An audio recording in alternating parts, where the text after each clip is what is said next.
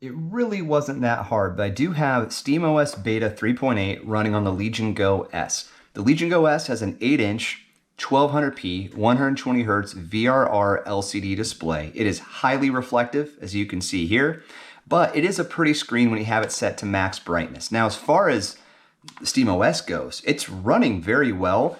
It's a little, hitchy here and there, but it is a beta build. So I don't know if it's the fact that this is a beta and there's some unfully baked features in here, or if it is the underpowered CPU. I'm not quite sure. So just as a point of reference before I get into the Legion Go experience with SteamOS, I do want to just remind people that this particular model, this one that sells for $730, although it's on sale right now for $600, it's been on sale quite a bit lately, even though I think it launched in March.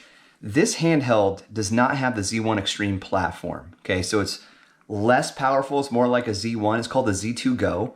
And there are fewer cores, lower frequency, and it just doesn't perform as well. Now, the reason I wanted to test it, and I asked Lenovo to send it over to me for a review, I do have to send it back, is that I wanted to see how low demand 2D platformers would run on this thing. So games like Mini Shoot Adventure and Butcher, they run very well, very, very well. And in the landscape of all these different handhelds right now, you've got like the ROG Ally X, which is my go-to handheld. Here it is.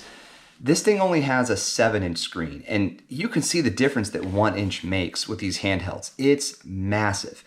And then you have the Steam Deck OLED, which is, of course, what else can be said about the Steam Deck OLED? But it is only 800p, and it has a 7.3-inch screen. So it's bigger than the ROG Ally X, but it doesn't have the resolution to match something like this or even the ROG Ally X. And then you've got the original Legion Go, which I don't even know if I can fit them all in frame here, but it's massive. 8.8 inches. It is beautiful. It's a slightly brighter display than my Legion Go unit here. But yeah, it's also a massive handheld that can be a bit cumbersome and uncomfortable to use. Now, I have traveled with this one, taken it around the country for work, for my work trips, I should say. I didn't do it for work.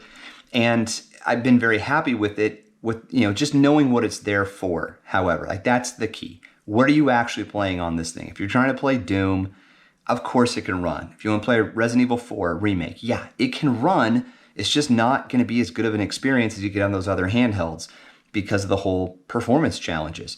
But the ergonomic upgrade is what it's all about. And I know I covered all this in my other video, but I'm not a big channel, so this may be the first video about the Legion Go S you've seen from me. And I just want to get my opinions on the record real quick.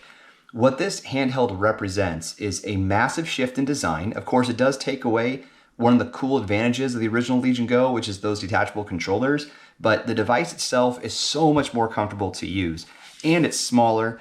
That's a big improvement as far as I'm concerned. So the other handhelds in the Legion Go line that we have coming out later this year, one with Windows, one with SteamOS, both running a Z1 Extreme CPU, those are going to be, I think, really great devices. The prices may be out of this world, but the handhelds themselves, if you catch them on sale most likely, or open box or something, that's when you'll find that they're going to be a better value than what else is out there. And they're all kind of like Steam Deck 2.0 or 1.5 or something. Like they're meant, I think, to be like an evolution of the original Steam Deck, because at least the SteamOS editions, there's two of them. Those were made with some kind of communication relationship partnership between Valve and Lenovo. All right. All of that said, what's it like running SteamOS on this thing? Well, there are a couple things you need to know, and one is pretty important. Okay. Now, with the Legion Go S, the system buttons, there's two of them. They've been moved to the top. And, well, they're at the top before. They're in the upper left. Now there's one at the top left and one at the top right. When you press the Legion button, you get the side menu, where you can go these different aspects, these different areas of SteamOS. So that's awesome. And it's pretty fluid. When you press the other one, just like your options menu, you get this other quick settings menu.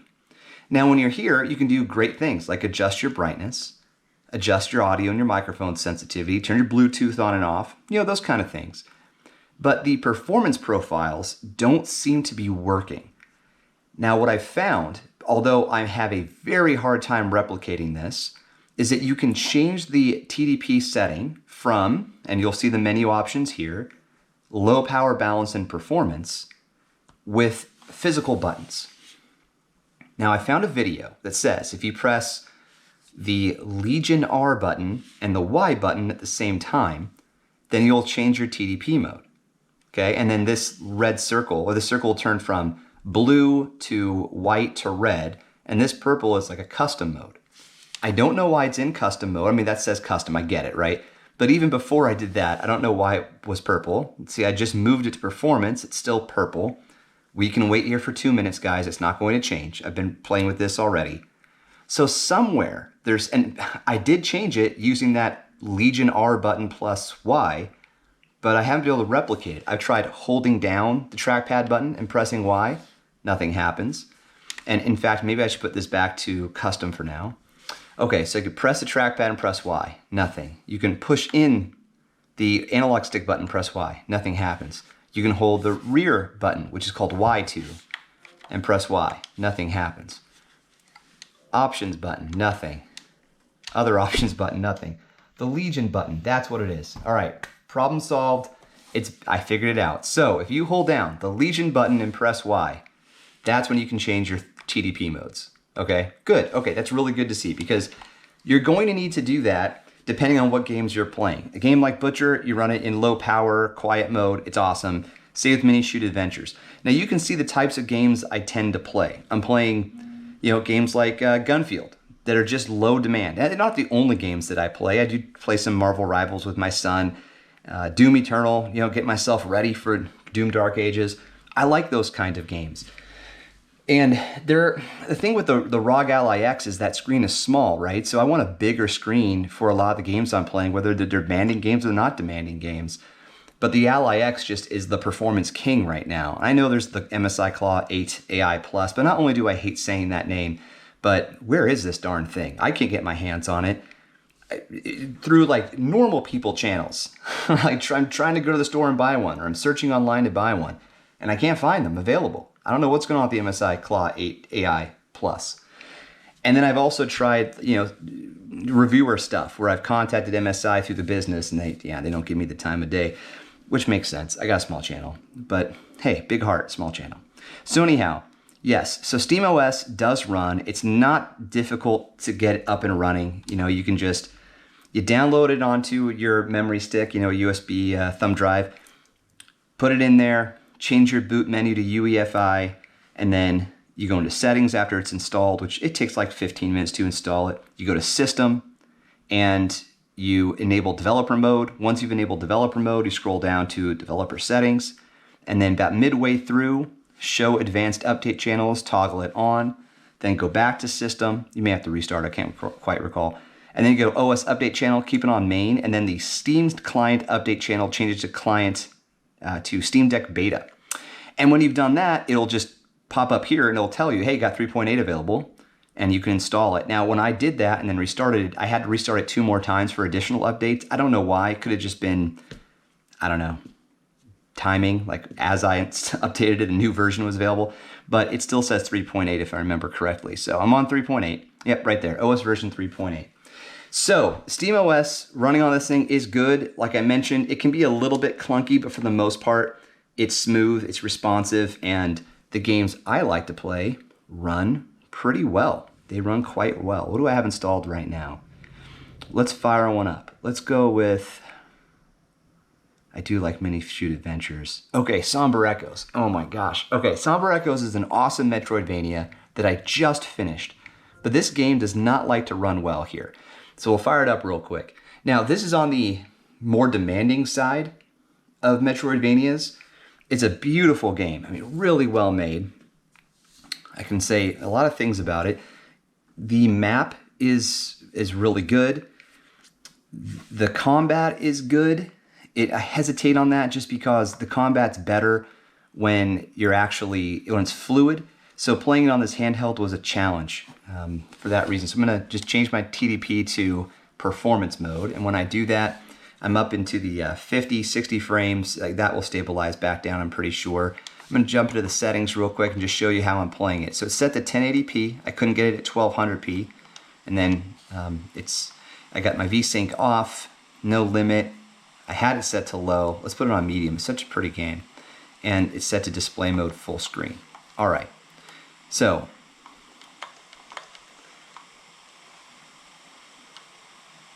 how are we doing here?